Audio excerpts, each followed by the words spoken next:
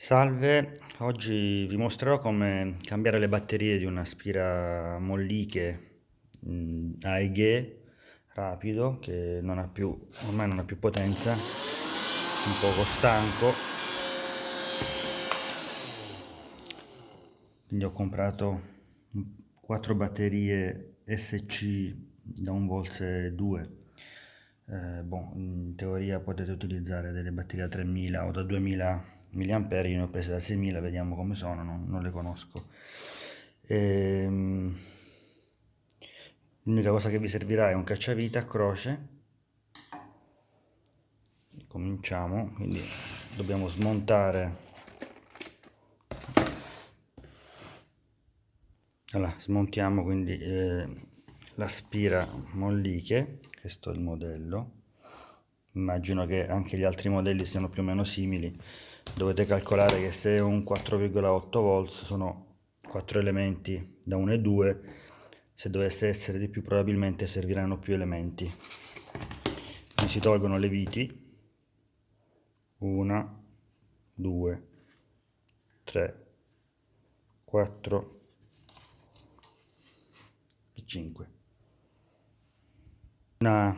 Una volta tolte le viti, basterà sganciare la parte superiore, qua ci sono i vari bottoni, e la parte inferiore. Voilà.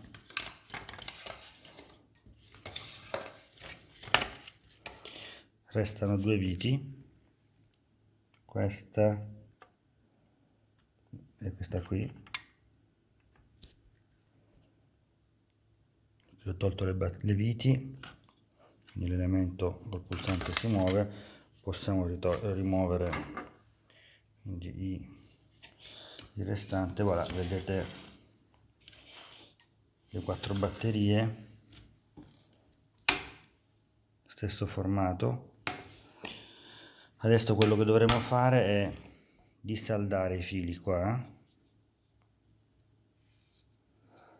e risaldarli sugli elementi di queste batterie, facendo bene attenzione ad avere sempre il più verso il meno, il più verso il meno, il più verso il meno, ma invertire più con più o meno con meno.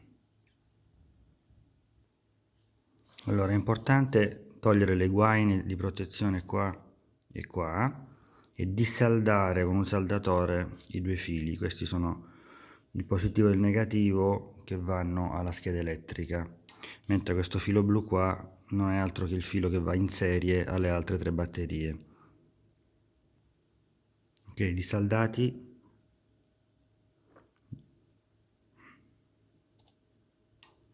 Adesso dovrò riassemblare le nuove batterie nella stessa forma di quelle vecchie. Perfetto, quindi ho saldato i nuovi elementi più o meno nella forma identica a quella originale. Poi dovrete attaccarli con un po' di scotch e recuperare questa guaina protettiva per evitare cortocircuiti. Perfetto, quasi finito, il pacco da 3 è fatto. Ho saldato il filo sul positivo perché possa andare al quarto elemento. Adesso tecnicamente questo è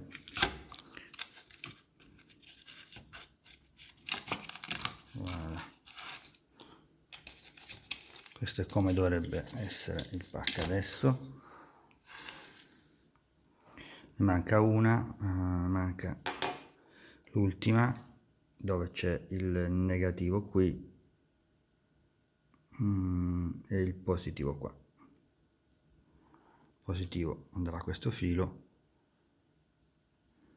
e il negativo dell'alimentazione andrà qua all'elemento che qui non si vede, viene saldato qua.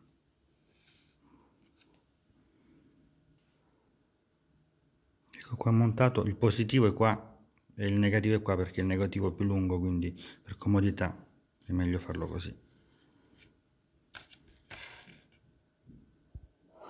Adesso resta l'ultima saldatura, negativo sulla serie di batterie, perfetto.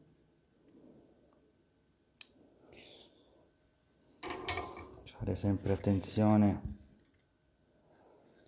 a non riscaldare troppo gli elementi, la plastica protettiva degli elementi intorno, perché potrebbe fare cortocircuito. Quindi la serie è fatta, tutto a posto, possiamo già eventualmente provare per vedere se è tutto ok.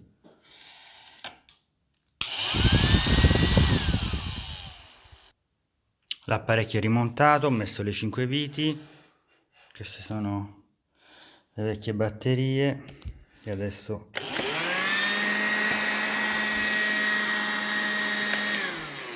funziona. Adesso basterà caricare le batterie perché non sono cariche al massimo e poi si ricomincia.